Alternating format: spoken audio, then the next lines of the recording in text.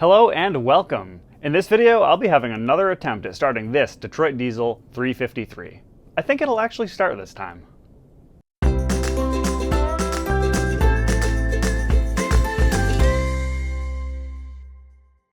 In the last video, I attempted to start the engine, but the blower gasket let go, spewing oil all over the place. I recall when I was installing the blower initially, it was difficult to get it to line up properly. That probably has something to do with why the gasket failed. In this video, I replace the blower gasket and then start the engine for the first time. Removing the blower is pretty simple. There are 10 bolts in total. There are 6 on this side and 4 on this side, and it should pretty much just come right out.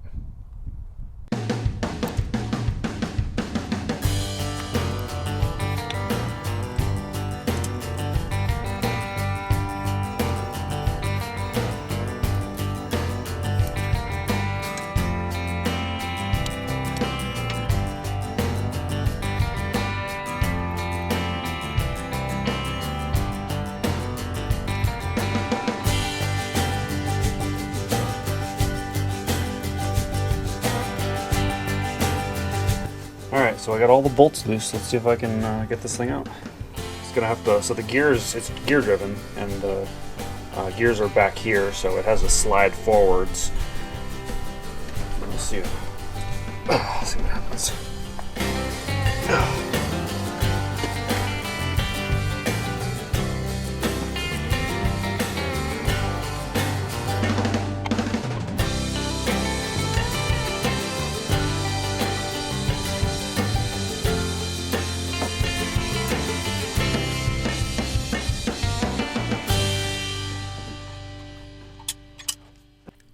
So this is what it looks like with the blower removed. You can see these two mating surfaces here. And if you look right here, it looks like that's where the gasket failed. There's an oil passage here and another oil passage over here that feed the oil supply to the blower. I think what happened is I didn't line up the gasket properly when I installed it. It was pretty tricky to install, so I'm going to have to be really careful to do it right this time. Alright, so I just finished cleaning up the gasket mating surfaces. So I went ahead and had a reread of the Detroit Diesel Series 53 service manual, and it very clearly says to put gasket sealant on only one side of the blower gasket.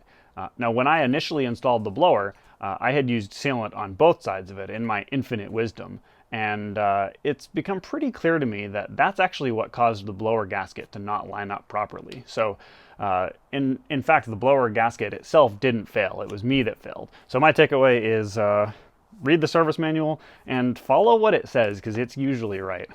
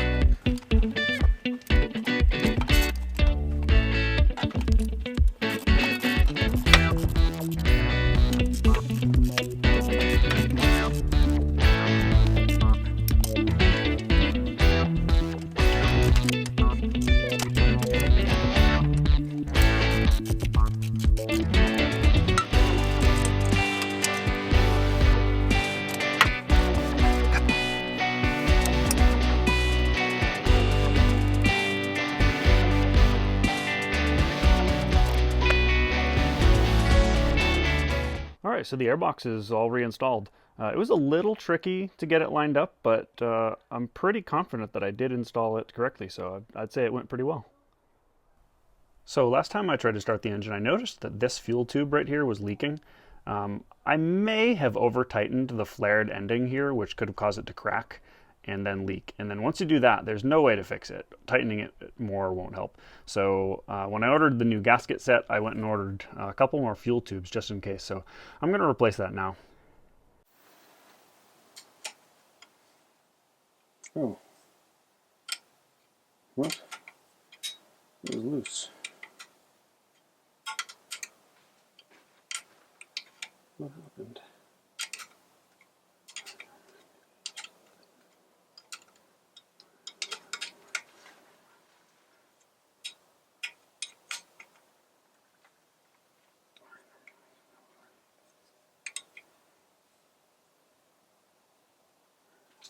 All right, never mind. That was really silly. I guess I never tightened it up.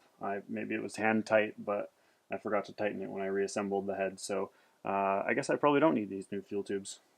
We'll go with that.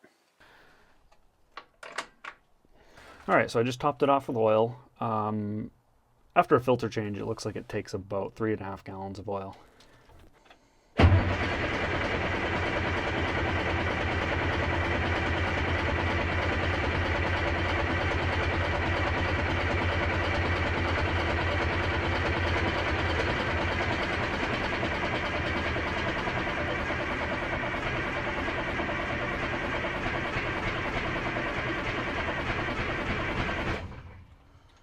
All right, it sounds like it wants to start. I actually wonder if maybe, so we have the fuel shut off here.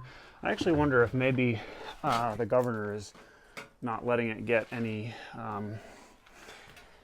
enough fuel to the cylinder head. So this rack here is what controls the fuel position.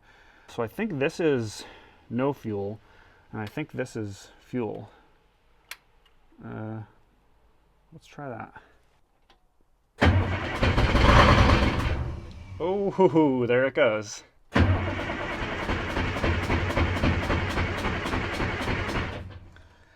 right, it wanted to start there.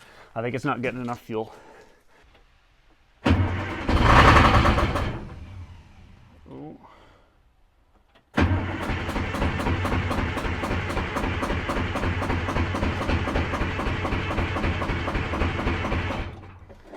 Based on what I'm seeing, it looks like there's a fuel delivery issue. It doesn't look like enough fuel is being delivered to the injectors to keep the engine running. I identified a leak in the fuel system at the primary fuel filter. To fix it, I actually converted the fuel system to use spin-on fuel filters, something that I was planning on doing anyway. The spin-on filter conversion is actually going to be in the next video, but now I'm going to try to start it to see if it's delivering enough fuel. But before I start it, I'd like to take a moment to show my appreciation for you, the viewer. I'm trying to take a YouTube channel from zero to, well, who knows where it'll go. And you've been a part of it very early on, so thank you so much for that. If you'd like to support the channel, go ahead and hit that subscribe button. It's absolutely free and it helps a lot.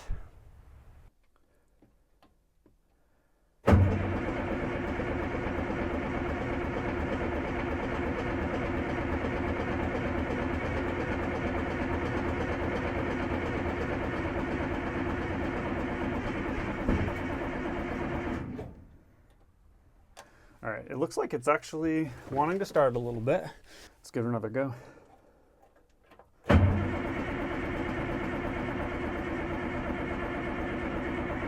a lot of smoke coming out there. Oh yeah, there it is. It's running. Well, it was running. All right, let's have another go.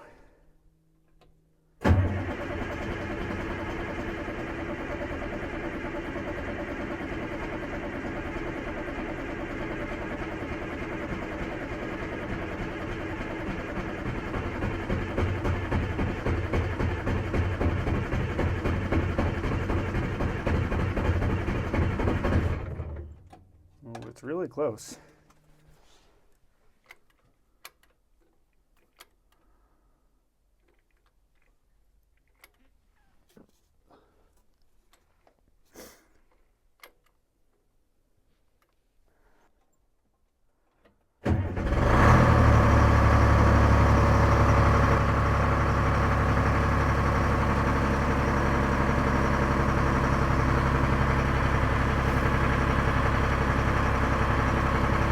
It's running pretty well.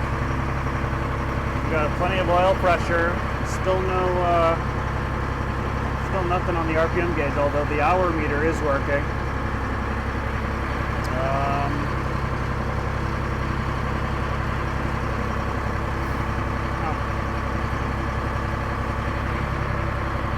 Not blowing any smoke or anything.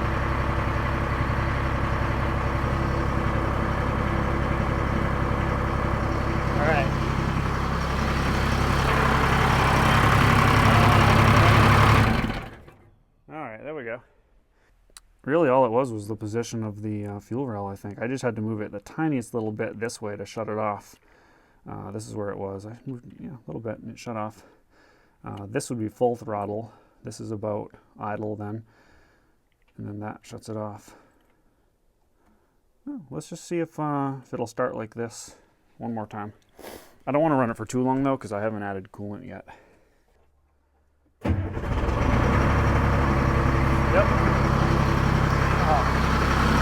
Oh, excellent.